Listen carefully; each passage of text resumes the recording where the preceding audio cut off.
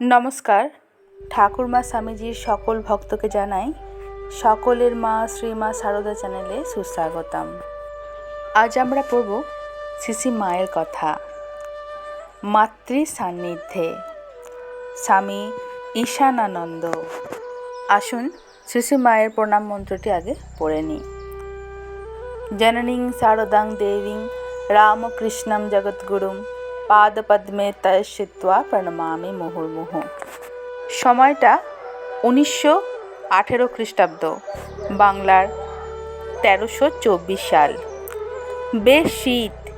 একদিন বৈকালের দিকে কিছু হাটবাজার করিয়া সন্ধ্যার পূর্বে জয়রামবাটিতে মায়ের নিকট গিয়াছি। একটু পরেই শ্যামবাজারের প্রবোধ চট্টোপাধ্যায় মাকে প্রণাম করিয়া পাশে বসিলেন। শ্রীমা শরৎ মহারাজের লিখিত একটি চিঠি প্রবোধবাবুকে পড়িতে দিলেন। শরৎ মহারাজ পুরী হইতে ওই চিঠিখানি লিখিয়াছেন, প্রায় 3-4 পৃষ্ঠার চিঠি।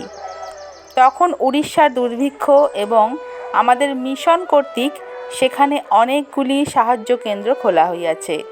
চিঠিতে মহারাজ দুর্ভিক্ষে লোকদের দুঃখ কষ্ট বর্ণনা করিয়াছেন এবং সেই সকল দুঃখ কষ্টের যাহাতে লাঘব ও অবসান হয় সেই জন্য মায়ের নিকট আকুল প্রার্থনা জানাইয়াছেন। তিনি আরও লিখিয়াছেন, লোকের অভাবের তুলনায় মিশনের সাহায্য অতি সামান্য। কিভাবে ইহার প্রতিবিধান হইবে, ইহা একটি মহা সমস্যা। মা ওই চিঠি পড়া শুনিতেছেন আর চোখে জল ফেলিতেছেন এবং বলিতেছেন, ঠাকুর, লোকের দুঃখ কষ্ট আর শুনতে পারিনে, তাদের দুঃখ জ্বালার অবসান করো। প্রবোধবাবুকে বলিতেছেন, প্রবোধ, শরতের দিল দেখলে যেন বাসুকি, যেখানে জল পড়ে শরতামার সেখানেই ছাতা ধরে। শরতের মতন অমন দিলদরিয়া লোক জীবের দুঃখে এত প্রাণ কাঁদা, সকলকে পালন করছে, অন্নদান করছে যেন পালনকর্তা।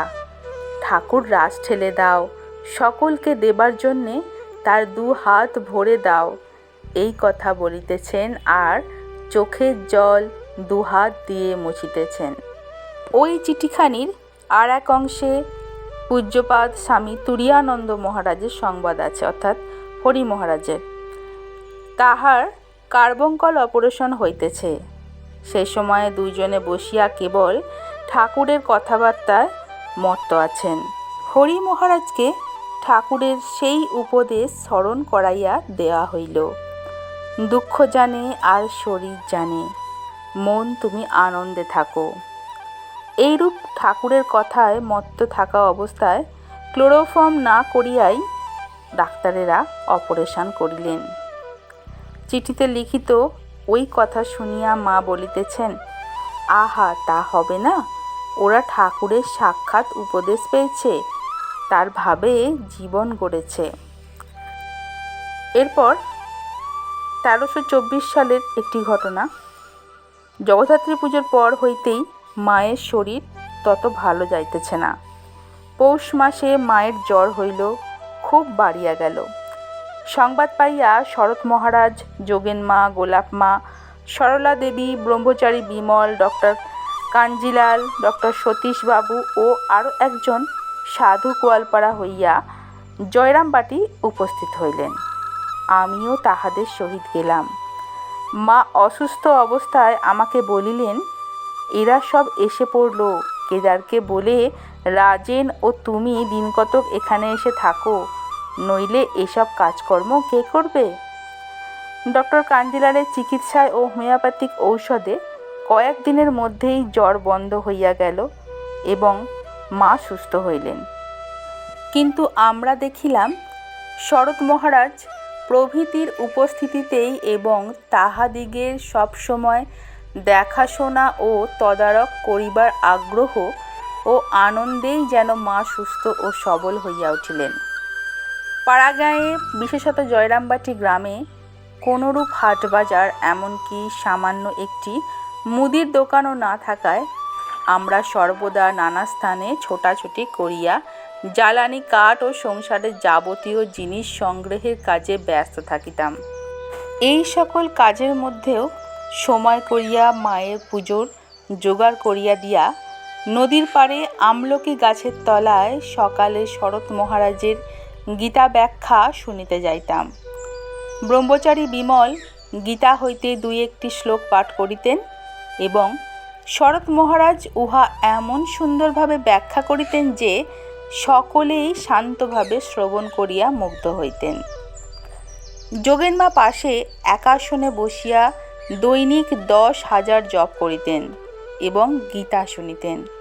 যেদিন গীতার শ্রদ্ধাবান লভতে জ্ঞানং তৎপরঃ সংযতেন্দ্রিয় নির্মাণ মহা জিতসঙ্গ দোষা আধ্যাত্ম নিত্যা বিনিবৃত্ত কামা ইত্যাদি শ্লোক ব্যাখ্যাত হইয়াছিল, সেই দিন আচার্য মুখে সেই ব্যাখ্যা শুনিয়া যেন আমরা এক নতুন আলোক পাইয়াছিলাম। বুঝিলাম কেন উপলব্ধিমান আচার্যের মুখেই শাস্ত্র ব্যাখ্যা শুনিতে হয়।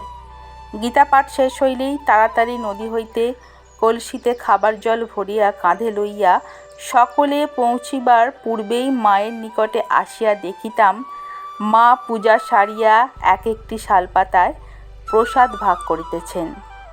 জলের কলসিটি রাখিয়া মায়ের সহিত ওই সকল কাজে যোগ দিতাম এবং প্রত্যেককে প্রসাদ জলখাবার বিতরণ করিয়া অন্যান্য কাজে যাইতাম। যেই কদিন শরৎ মহারাজ সদল বলে উপস্থিত ছিলেন, শ্রী মাও সর্বদা আনন্দে বিভোর থাকিতেন। সেই সময় দৈনিক সন্ধ্যায় পুলিশের লোক আসিয়া নবাগতদের নাম, পিতার নাম, ঠিকানা ও আসিবার উদ্দেশ্য ইত্যাদি লিখিয়া লইয়া যাইত। ইহাতে শ্রীমা মাঝে মধ্যে একটু চিন্তিতা হইয়া পড়িতেন।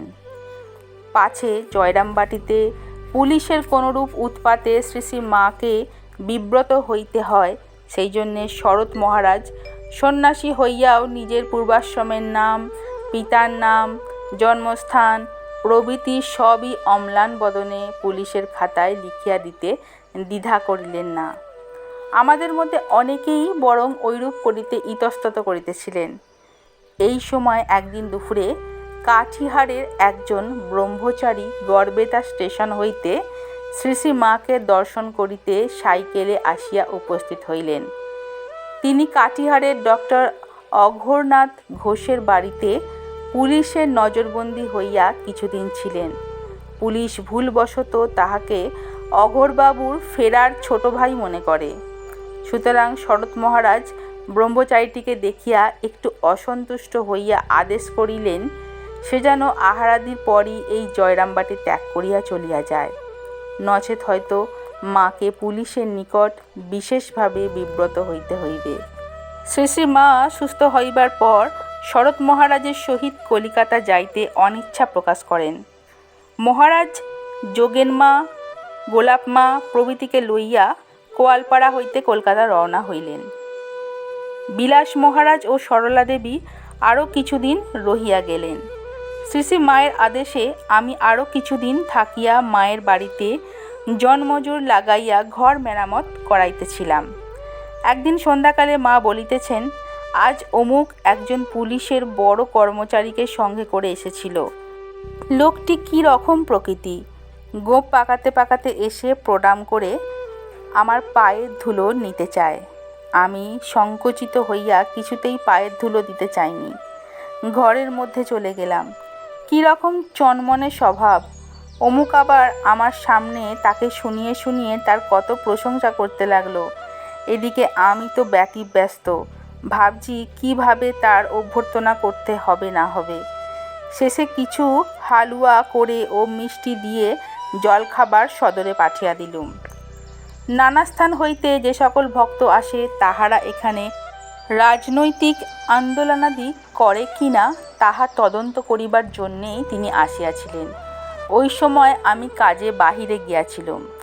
পুলিশ সাহেব মাকে জিজ্ঞাসা করেন, মা, পুলিশের লোকেরা খোঁজ খবর নিতে এখানে আসে, তাতে আপনি কি ভয় পান?